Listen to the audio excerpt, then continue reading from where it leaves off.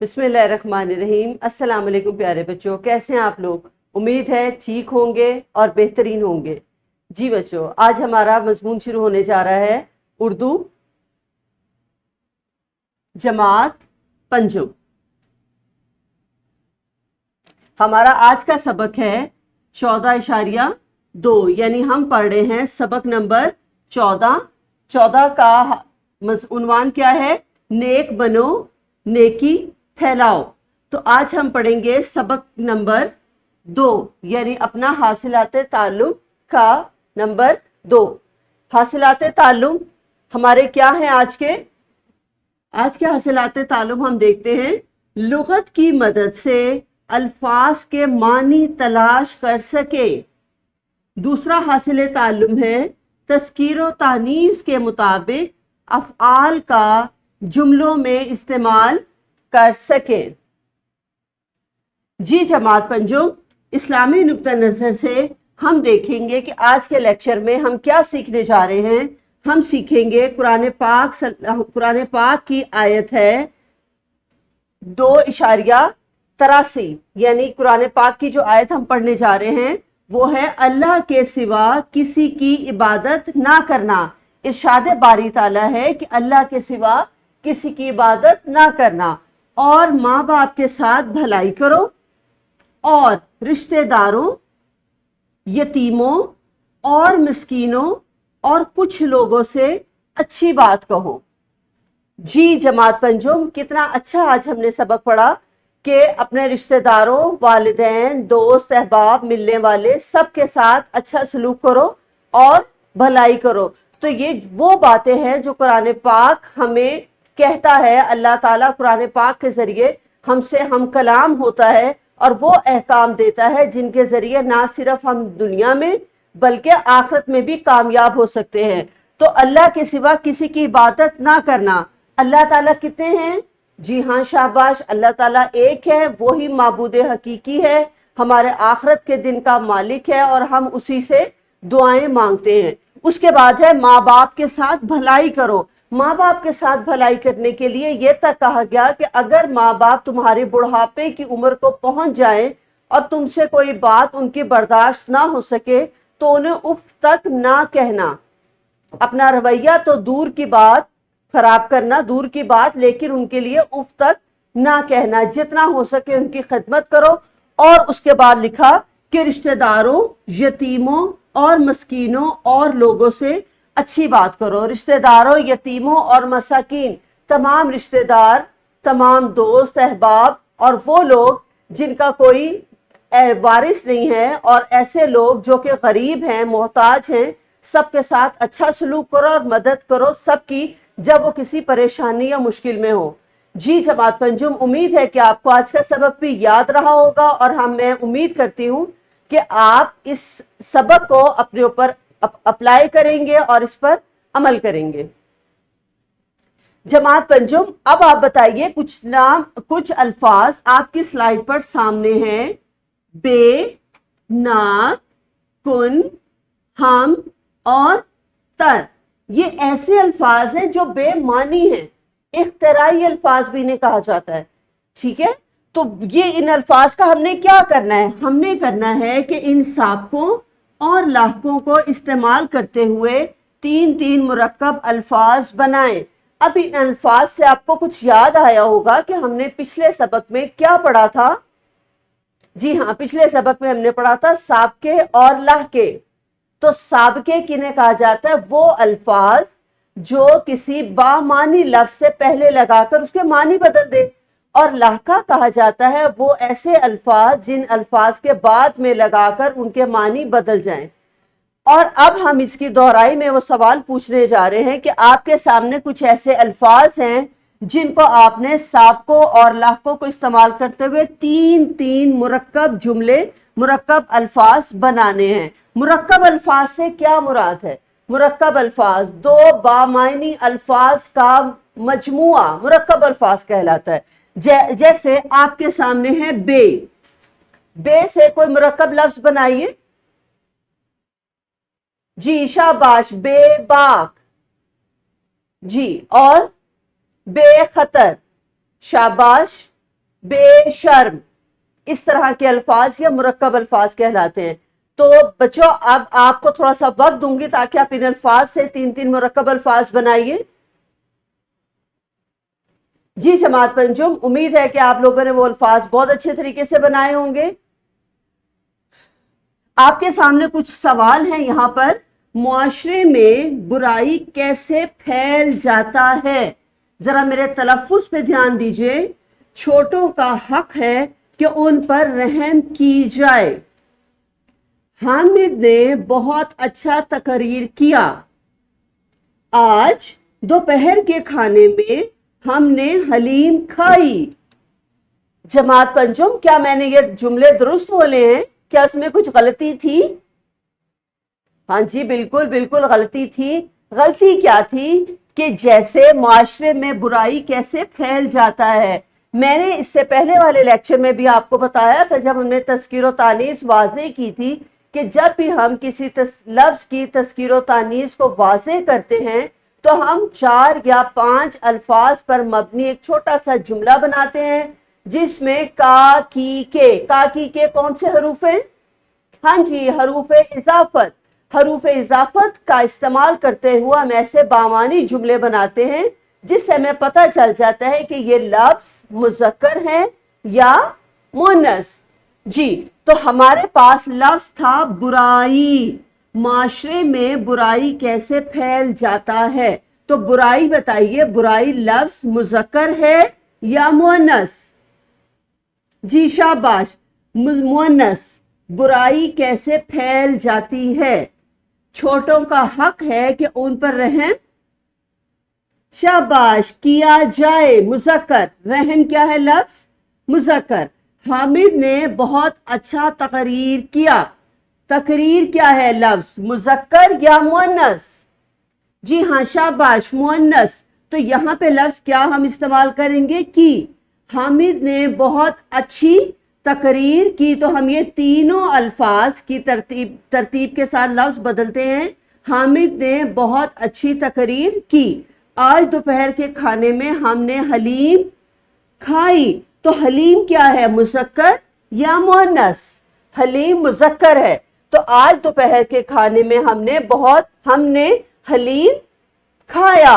شاباش۔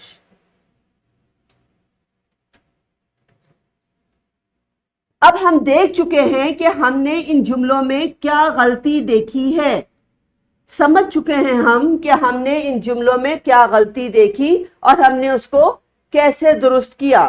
تو بچوں آج کا ہمارا اعلان سبق کیا ہوگا؟ ہم پڑھتے ہیں آج کا اپنا اعلان سبق۔ آج آپ لغت کی مدد سے الفاظ کے معنی تلاش کرنے کے ساتھ ساتھ تذکیر و تانیث کے مطابق افعال کا جملوں میں استعمال بھی سیکھیں گے۔ جی ہاں، ہم نے تذکیر و تانیث پہلے سیکھ لی ہے، اب ہم افعال کے ساتھ ان کا استعمال سیکھیں گے۔ کیسے سیکھیں گے؟ آپ کے سامنے سبق کا متن ہے، آئیے متن پڑھتے ہیں۔ لغت میں سے، لغت کیا ہے؟ آپ کی ڈکشنری جہاں سے ہم الفاظ کے آسان معنی دیکھتے ہیں۔ لغت میں سے کسی بھی لفظ کے معنی تلاش کرنے کے لیے دیے گئے لفظ کی الف بائے ترتیب کو مد نظر رکھا جاتا ہے۔ اس کے بعد لکھا ہوا ہے کہ جیسے لفظ ہے اپاہج۔ اپاہج، اپاہج کے معنی تلاش کرنے کے لیے پہلے الف کا صفحہ کھولیں گے، پھر الف کے بعد پے کے جوڑ کا صفحہ ڈھونڈ کر اپنا مطلوبہ لفظ تلاش کریں گے۔ جماعت پنجم، آپ کے سامنے ایک سلائیڈ دی جا رہی ہے جس پر ڈکشنری کا ایک پیج مینشن کیا گیا ہے۔ اب آپ کوئی بھی ڈکشنری کا کھول لیجئے اور اس میں سے دیکھیں کہ ہم نے الفاظ کے معنی کیسے تلاش کرنے ہیں۔ آپ کے سامنے ہے لغت ہے فیروز اللغات۔ اگر آپ کے پاس کوئی آکسفورڈ کی یا اردو کی کوئی بھی ایسی ڈکشنری ہے تو آپ اس میں سے ایسے الفاظ دیکھنے کے لیے کیا کریں گے؟ ہم سب سے پہلے الف والا کھولیں گے تو ہمارے سامنے یہاں پہ تو الف اور پے لکھا ہوتا ہے، لیکن جب آپ ڈکشنری کھولیں گے تو یہاں پر سب سے پہلے آپ کو لکھا نظر آئے گا الف۔ تو ہم الف کے ساتھ بے، الف کے ساتھ پے، تو ہم نے کھولا ہوا ہے الف کے ساتھ پے، تو الف کے بعد لفظ ہے پے، پے کے ساتھ ہم دیکھیں گے جتنے الفاظ ہیں وہ لائن وائز اس کے ساتھ معنی لکھے ہوئے ہیں۔ اس کے بعد ہے اگر کسی جملے میں فاعل مذکر ہو تو فعل بھی مذکر ہوگا۔ اب مجھے بتائیے کہ فاعل کیا ہوتا ہے؟ ہاں جی، فاعل ہے کام کرنے والا، اور فعل کام کا کرنا۔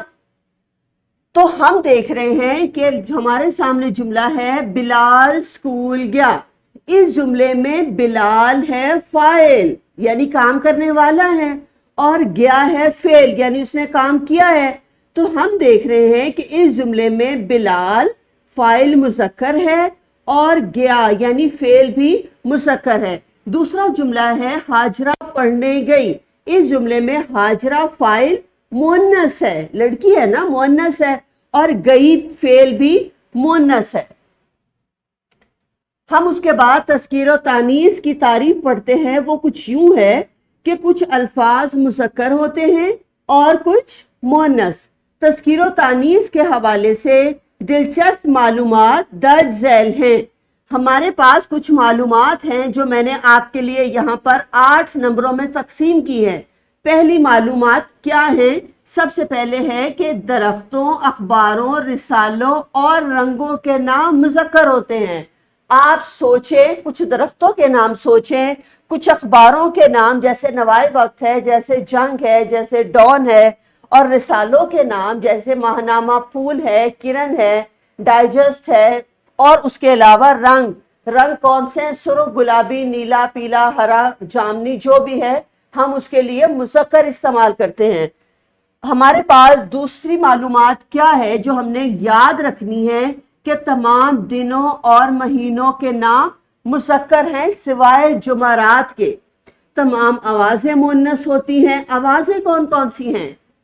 آوازوں کو ہم گرامر کی روح سے کیا کہتے ہیں؟ اس میں صوت۔ تو ہم دیکھتے ہیں کہ آوازیں ہیں ٹائیں ٹائیں، سائیں سائیں، چھم چھم، یہ سب آوازیں کیا ہیں ہمارے پاس؟ مؤنث۔ قرآن پاک لفظ ہے مذکر، باقی تمام الہامی کتابیں مؤنث ہیں۔ ذرا مجھے بتائیے کہ الہامی کتابیں کون کون سی ہیں؟ جی ہاں، پہلی کتاب ہے توریت مقدس، دوسری زبور مقدس، تیسری انجیل مقدس، اور چوتھی ہے قرآن مجید۔ تو ہم دیکھ رہے ہیں کہ قرآن مجید ہے لفظ مذکر، باقی تینوں کتابیں ہم مؤنث میں استعمال کریں گے۔ تمام نمازوں کے نام مؤنث ہیں، تمام اخبارات اور رسائل کے نام مذکر ہیں، جیسے یہ بات میں یہاں بھی دہرا چکی ہوں پہلے۔ تمام سمندر، دریا، پہاڑ مذکر میں استعمال ہوں گے۔ کانسی، کلئی، چاندی کے علاوہ تمام دھاتیں مذکر ہیں۔ تو میری جو آج کا سبق ہے اس کا حاصل سبق یہ نکلا کہ ہم کسی بھی دھات کا نام ہو، کسی مہینے کا نام ہو یا کسی بھی رنگ کا نام، ہم اس کا چھوٹا سا جملہ بنائیں گے اور پتہ چلائیں گے کہ یہ مذکر ہے یا مؤنث۔ لیکن ہم ان اصولوں کو بھی سامنے رکھیں گے کہ میں نے جو اصول آپ کے سامنے رکھے ہیں، ان اصولوں کو یاد رکھتے ہوئے ہمیں جملہ بنانا اور فرق کرنا آسان ہو جائے گا۔ جی جماعت پنجم، ہم ایک چھوٹی سی کرتے ہیں انفرادی سرگرمی۔ مجھے امید ہے کہ میرا سمجھایا گیا تذکیر و تانیث کا سبق آپ کو اچھی طرح سے سمجھ میں آیا ہوگا۔ انہی اصول و قوانین کو سمجھتے ہوئے ہم آج کرنے جا رہے ہیں ایک سرگرمی۔ سرگرمی کیا ہے کہ درج ذیل الفاظ کے معنی لغت میں سے تلاش کر کے لکھنے ہیں۔ تو ہمارا حاصل سبق، حاصل مطالعہ آج کا یہ بھی تھا کہ ہم نے لغت کے مدد سے معنی تلاش کرنے تھے۔ جیسا کہ میں نے آپ کو ڈکشنری میں بتایا تھا کہ ہم پہلے الف کا ڈھونڈیں گے۔ اگر ہمیں بے کا چاہیے تو پہلے بے کے ساتھ الف، پھر بے کے ساتھ بے، پھر بے کے ساتھ پے، بے کے ساتھ تے اور بے کے ساتھ ٹے۔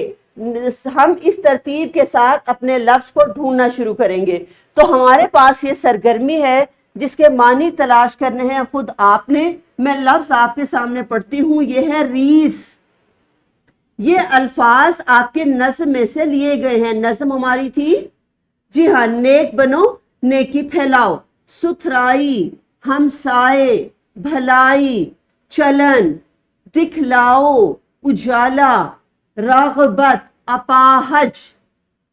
جماعت پنجم، آپ کو تھوڑا سا وقت دیا جاتا ہے کہ آپ ان الفاظ کے معنی لغت سے ڈھونڈیں اور اپنے بک پر ہی لکھیں یا کسی رف پیج پر لکھیں. اپنی سلائیڈ کو یہیں پہ روک دیجئے اور اس کے بعد اس انفرادی سرگرمی کو کرنے کی کوشش کیجئے. جی جماعت پنجم، امید ہے آپ نے وہ سرگرمی بہت اچھے طریقے سے کی ہوگی. اب ہم کریں گے گروہی سرگرمی. گروہی سرگرمی کیا ہے کہ آپ نے اس نظم کو معلمین کی مدد سے تمثیلی انداز میں ڈھال کر مختلف طلبہ مل کر جماعت کے سامنے پیش کریں گے.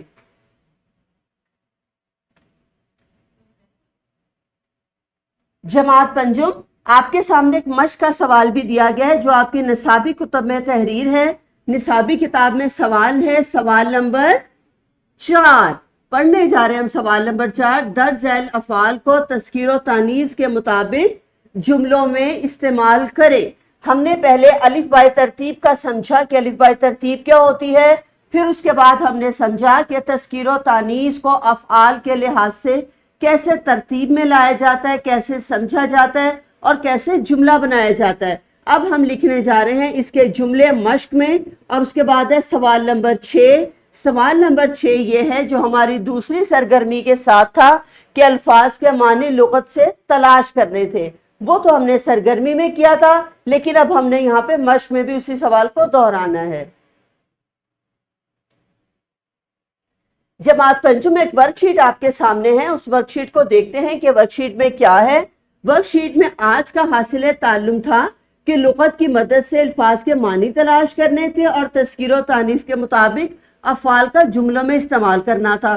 تو اسی کو ترتیب کو ذہن میں رکھتے ہوئے ہم نے ان دونوں حاصلات تعلم کو سوالوں میں تقسیم کیا ہے. پہلا سوال ہے دیے گئے لفظ کے معنی لغت سے تلاش کرنے ہیں.